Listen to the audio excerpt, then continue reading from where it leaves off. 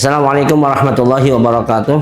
Bismillah, alhamdulillah, wassalatu wassalamu ala rasulillah wa ala alihi wa sahbihi wa mawalah, la hawla wa la quwwata illa billah, amma ba'd.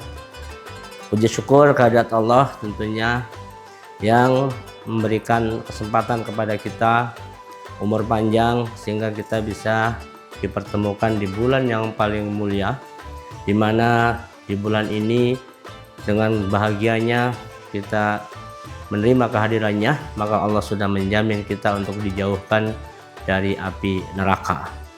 Dan ini yang kemudian tentunya dengan keikhlasan kita sebenarnya bukan itu yang diharapkan, tapi yang terpenting adalah kita menjalankan apa yang diperintahkan oleh Allah Subhanahu wa Ta'ala. Sebagaimana firman-Nya dalam Al-Qur'an, ya ayyuhalladzina amanu kutiba alaikumusiyam kama kutiba alal ladzina min qablikum la'allakum tattaqun. Ini di dalam tafsir Al-Qurtubi paling tidak ada 5 hal yang dibahas untuk ayat Ramadan ini. Yang pertama, bahwa mendefinisikan Al-Qurtubi Ramadan itu bahwa untuk kalimat as-saumu itu lughatan al-imsak.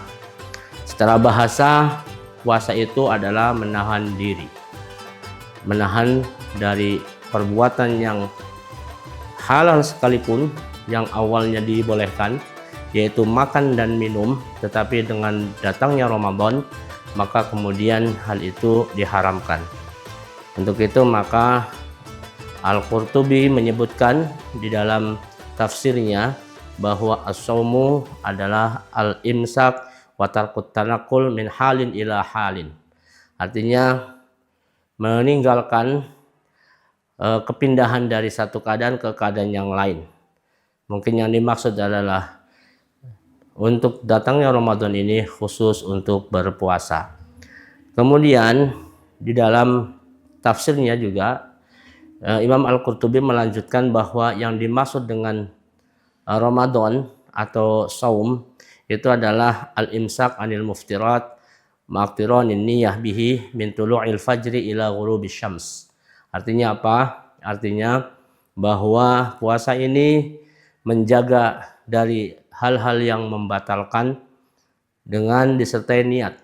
Kita tahu bahwa ketika kemudian kita laksanakan sahur pada waktunya dan disunnahkan untuk mengakhirkan sahur, maka setelah sahur maka kita kemudian berniat, nawaitu shauma ghadin an ada'i fardhu syahri ramadhana fadlillahi ta'ala.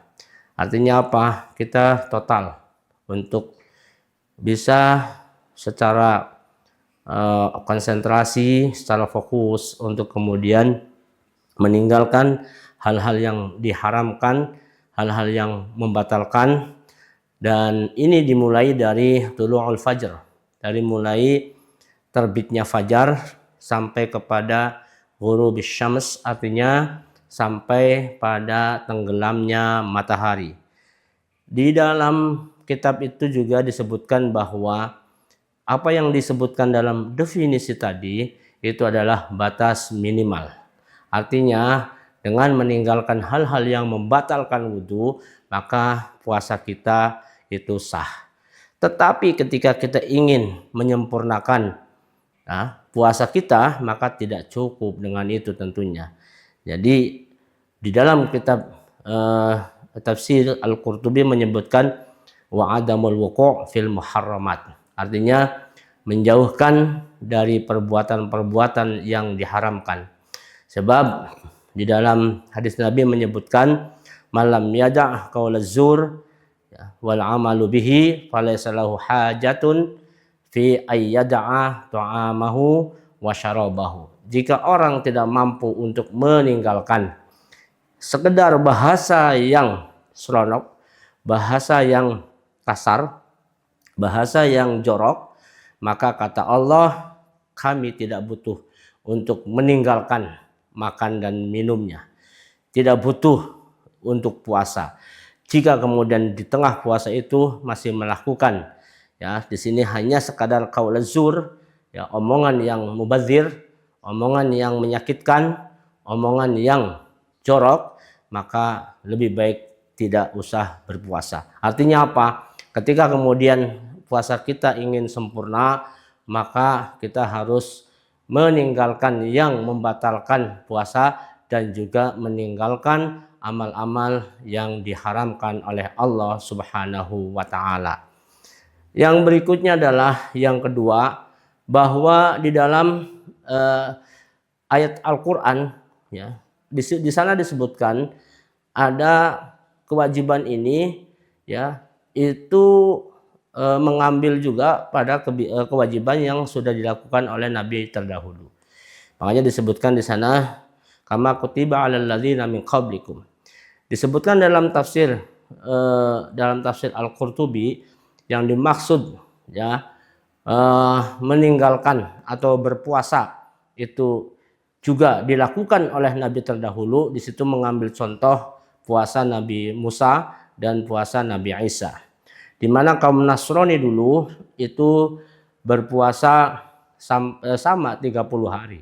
Tetapi kemudian ketika penyakit atau wabah datang, maka kemudian kaumnya berdoa bersama Nabi, jika kemudian puasa atau kemudian dengan puasa ini atau jika nanti wabah ini hilang, maka kami akan berpuasa 10 hari.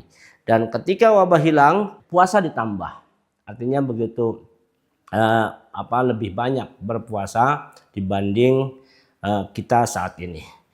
Sebab apa? Di awal Islam itu puasa itu sebulan hanya 3 hari dan 1 hari Yaumul Asyura. Jadi hanya 4 hari dalam setiap bulan. Jadi setiap bulan itu 3 hari, kemudian dalam 1 tahun puasa Yaumul Asyura. Artinya apa? Puasa ini sedikit sekali karena setiap bulan hanya 3 hari. Tapi kemudian di dalam Al-Quran disebutkan ada kalimat ayyamam ma'dudat. Nah, ini menurut Ibnu Abbas bahwa kalimat ayyamam ma'dudat itu menyebabkan bahwa puasa tidak cukup dengan 3 hari. Kemudian ayyam di sana dalam tafsirnya disebutkan bahwa ayyam itu disebutkan dengan Ramadan. Jadi ayyam dimaksud tidak 3 hari, berhari-hari, bahkan kemudian ayyam dimaknai Ramadan, artinya 1 bulan penuh. Kemudian yang ketiga, di dalam tafsir Al-Qurtubi disebutkan bahwa puasa ini bertujuan untuk menyehatkan badan. Kenapa? Kerja daripada amal-amal kita yang tiap hari terus sibuk dengan pekerjaan, maka diperlukan istirahat. Dengan begitu, maka puasa ini bukan hanya sekedar perintah yang tidak ada tanggung jawab atas medis, maka tetapi puasa ini juga ada pengaruh medis. Di Jepang misalkan, saya pernah ketemu dengan rombongan sejumlah 40 orang. Kemudian kami bersama di hotel tertentu di Jakarta. Kemudian ketika kami berbuka, mereka pun sama. Duduk bareng akan berbuka. Apakah kemudian mereka muslim dan akan berbuka karena tadinya berpuasa? Ternyata setelah ditanya tidak. Mereka hanya ikut pada waktu Ramadan ini untuk puasa, tetapi tujuannya hanya satu, agar fisiknya menjadi sehat. Untuk itu maka dalam ayat Quran yang menyebutkan bahwa puasa ini merupakan waktu-waktu tertentu, dan waktu tertentu ayyam ma'dudat ya. Ini artinya waktu tertentu di mana badan perlu istirahat.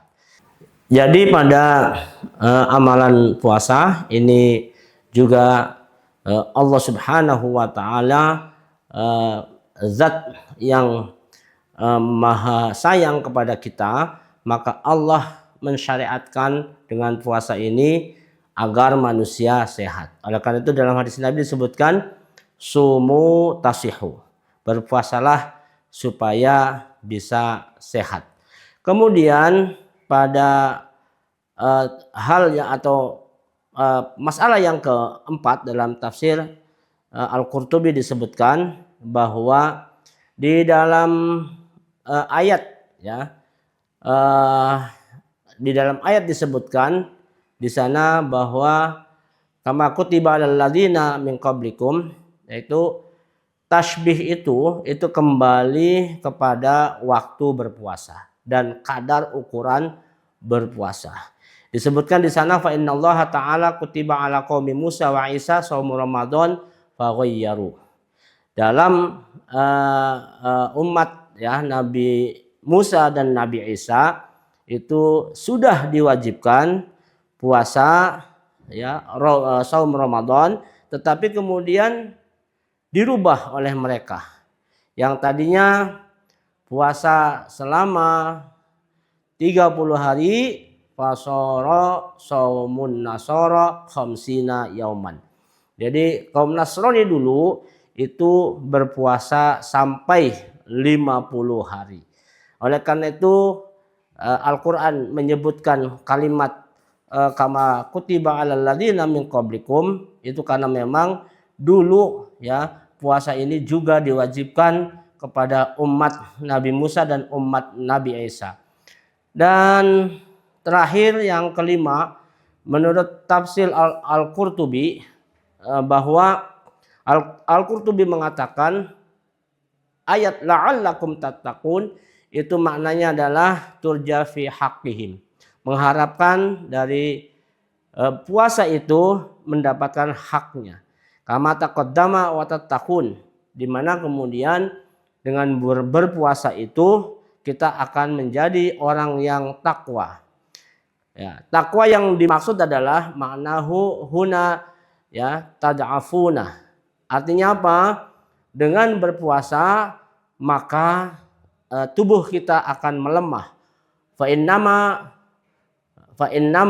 innahu kullama qallal aqlu ya dha'ufat asyahwat.